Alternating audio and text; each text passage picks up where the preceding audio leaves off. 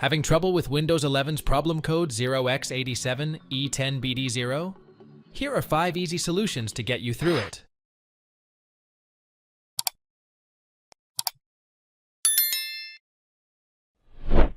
Press the Win plus R keys to open the Run window. Type %win_% and hit Enter.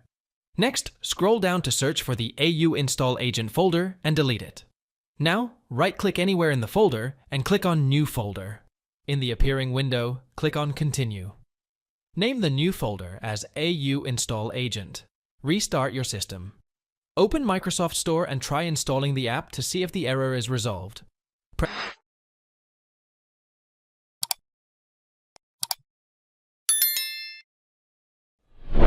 In the taskbar search box, type Apps and Features and hit Enter. Scroll down to select Microsoft Store. Click on the 3 dots and click on Advanced Options. Now, go down and click on Reset. Restart your system and download a game in the store to see if the error is resolved.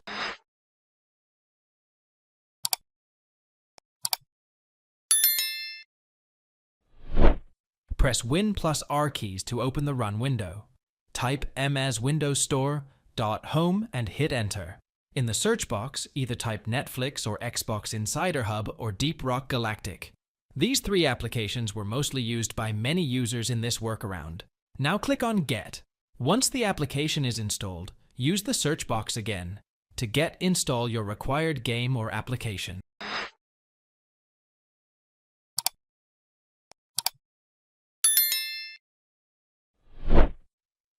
In the taskbar search box, type Email and Accounts and click on it. In the appearing screen, click on Add a Microsoft account. Now, sign in with your email ID, or phone or Skype ID, into your Microsoft account by following the on-screen instructions. Restart your system. Now, open Microsoft Store and download a game to see if the error is solved.